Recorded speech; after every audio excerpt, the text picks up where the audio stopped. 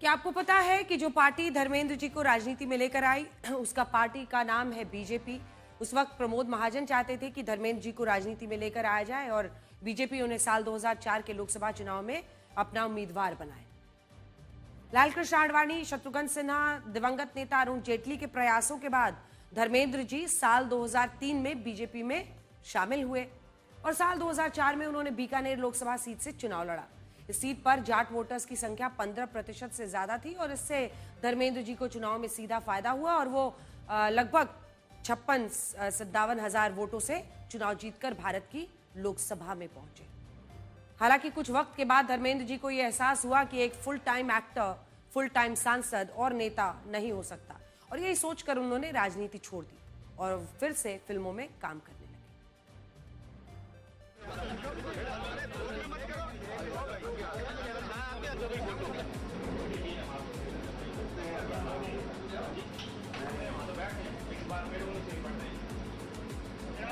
बस बहुत बहुत शुक्रिया आपका।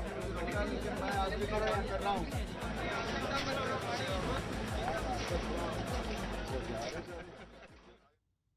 आज प्रधानमंत्री नरेंद्र मोदी ने भी धर्मेंद्र जी को अपनी श्रद्धांजलि अर्पित की और ये लिखा है कि धर्मेंद्र जी का निधन भारतीय सिनेमा के एक युग का अंत है। उन्हें उनकी सरलता, विनम्रता, आत्मीयता के लिए हमेशा याद किया जाएगा।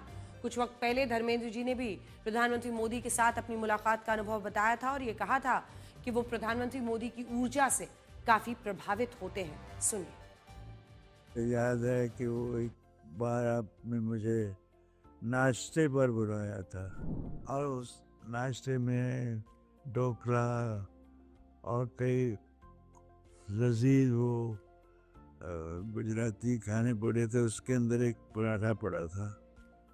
आपने कहा, धर्म पूछा नहीं कि ये पराठा क्यों रखा है।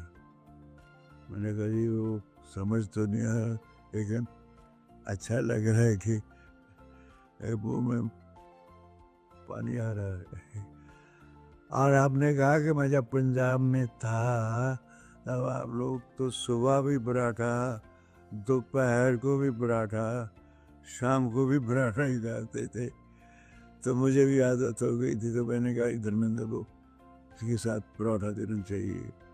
और दूर से भी आपको देखता था तो एक हमेशा एक ऊर्जा आती थी कि हमारा देश, जैसे मैं पढ़ता हूँ या सुनता हूँ, तीसरे नंबर पे है या चौथे पे, और आप बहुत अपने देश को नंबर 1 ले जाएंगे।